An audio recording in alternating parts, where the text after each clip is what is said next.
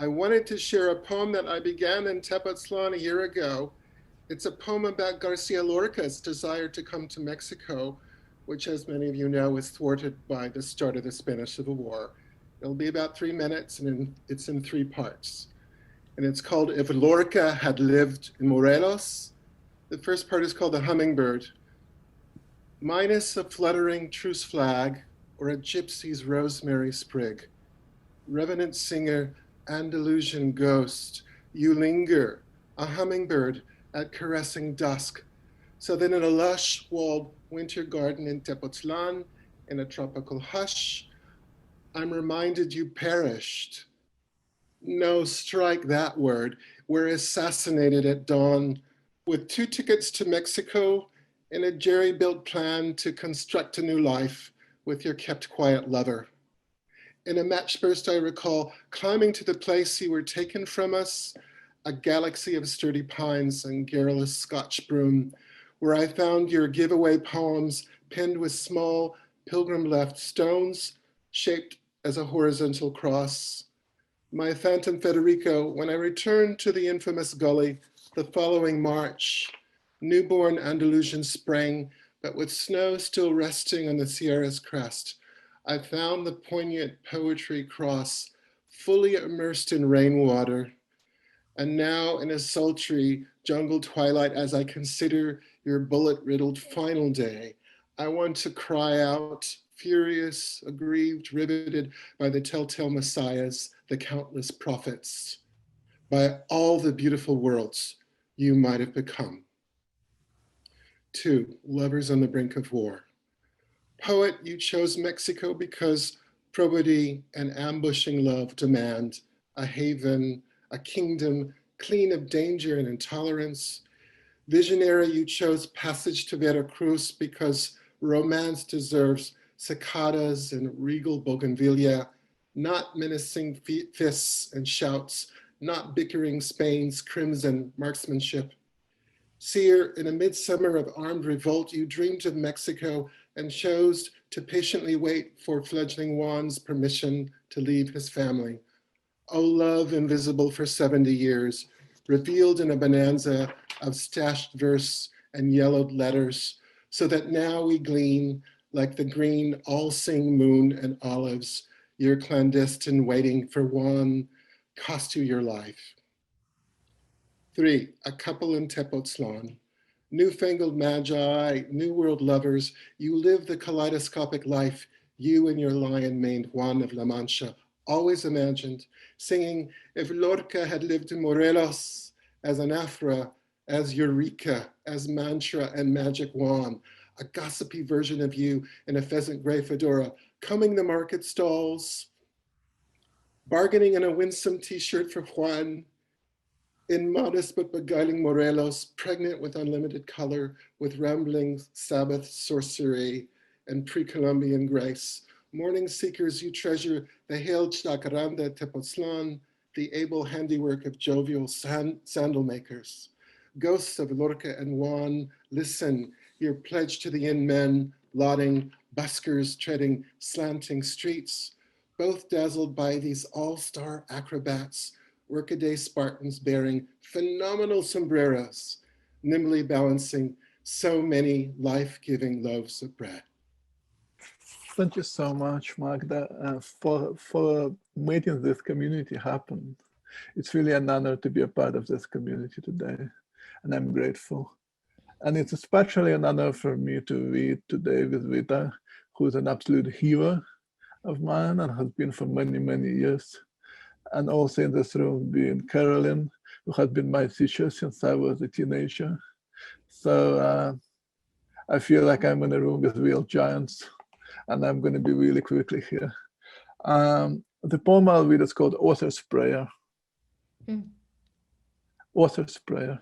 You know what? I'm going to put a little link in the chat because I read with an accent, and that way, if people want to follow the text of the poem, it's in the chat right now. Okay. So, Author's Prayer. If I speak for the dead, I must leave this animal of my body I must write the same poem over and over. For an empty page is a white flag of their surrender. If I speak for them, I must walk on the edge of myself.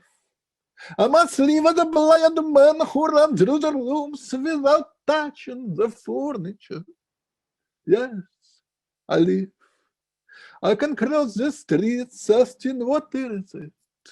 I can dance in my sleep and laugh in front of the mirror. Even sleep is a prayer, Lord. I will praise your madness, and in a language not mine, speak of music that wakes us, music in which we move. For whatever I say is a kind of petition, and the darkest days must I praise. Thank you. Thank you. Oh, Ilya, it is such a joy to be able to read with you and to be here with Carolyn. Magda, thank you for making all of this happen. And for all of you out there, all of the writers, it is indeed a community of the imagination. And I feel really enlivened and buoyed knowing that we are all out there. I'm going to read a medley of poems. I thought about the community of the imagination. I thought that these were poems which spoke to each other over the years. And so without interruption, without titles. Back when the earth was new and heaven just a whisper. Back when the names of things hadn't had time to stick. Back when the smallest breezes melted summer into autumn, when all the poplars quivered sweetly in rank and file. The world called, and I answered. Each glance ignited to a gaze. I caught my breath and called that life, swooned between spoonfuls of lemon sorbet. I was pirouette and flourish, I was filigree and flame. How could I count my blessings when I didn't know their names? Back when everything was still to come, luck leaked out everywhere. I gave my promise to the world, and the world followed me here. Imagine you wake up with a second chance.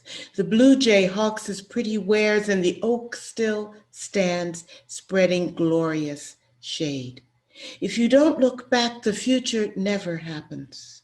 How good to rise in sunlight, in the prodigal smell of biscuits, eggs, and sausage on the grill. The whole sky is yours to write on, blown open to a blank page. Come on, shake a leg. You'll never know who's down there frying those eggs if you don't get up and see. This is for the woman with one black wing perched over her eye. Lovely Frida, erect among parrots in the stern petticoats of the peasant who painted herself a present. Wildflowers entwining the plastic corset her spine resides in, that flaming pillar, this priestess in the romance of mirrors. Each night she lay down in pain and rose to the celluloid butterflies of her beloved dead, Lenin and Marx and Stalin arrayed at the footstead, and rose to her easel, the 100 dogs panting like children along the graveled walks of the garden, Diego's love, a skull in the circular window of the thumbprint, searing her immutable brow. Everybody who's anybody longs to be a tree, or ride one, hair blown to froth. That's why horses were invented and saddles tooled with singular stars. This is why we braid their harsh manes as if they were children, why children might fear a carousel at first for the way it insists that life is round. No, we reply, There is music, and then it stops. The beautiful is always rising and falling. We call, and the children sing back one more time. In the tree, the luminous sap ascends. Air, breathe me in. Take this thick heartache, this wily, gelatinous yearning, and make me everywhere a nothingness. I will be without boundaries then, an infestation of humors, invisible companion, ageless like a child. No one will be able to avoid me.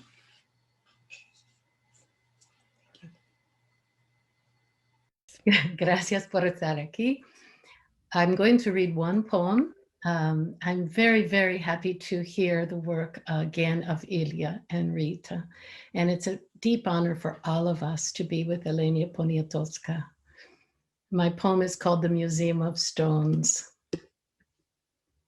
These are your stones, assembled in matchbox and tin, collected from roadside culvert and viaduct, battlefield, threshing floor, basilica, abattoir. Stones loosened by tanks in the streets from a city whose earliest map was drawn in ink on linen. Schoolyard stones in the hand of a corpse. Pebble from Baudelaire's Oui. Stone of the mind within us, carried from one silence to another.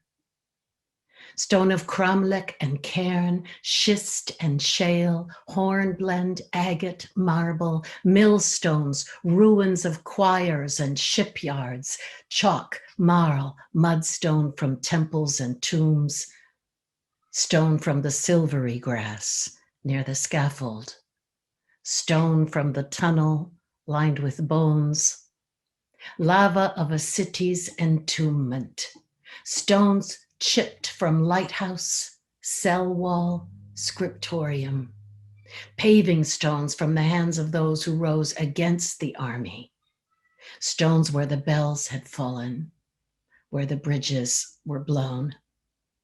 Those that had flown through windows, weighted petitions, feldspar, rose quartz, blue schist, Nice and Chert. Fragments of an abbey at dusk. Sandstone toe of a Buddha, mortared at Bamyan. Stone from the hill of 3 crosses and a crypt, from a chimney where storks cried like human children. Stones newly fallen from stars, a stillness of stones, a heart, altar and boundary stone, marker and vessel, first cast, load and hail, bridge stones and others to pave and shut up with, stone apple, stone basil, beech berry, stone break, concretion of the body, as blind, as cold, as deaf. All earth a quarry, all life a labor. Stone-faced, stone drunk with hope that this assemblage of rubble, taken together, would become a shrine or holy place, an ossuary, immovable and sacred, like the stone that marked the path of the sun as it entered the human dawn. Okay, thank you.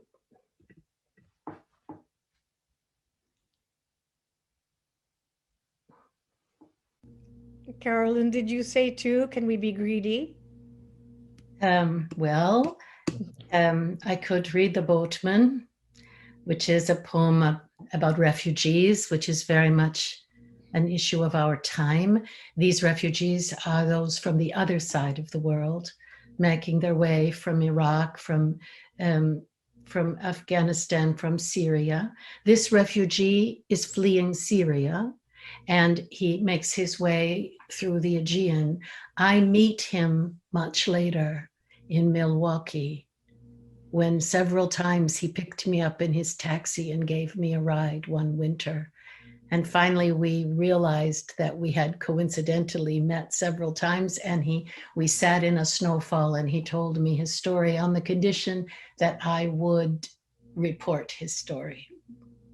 And I was thinking I would write something in prose, but it came in a poem. The boatman.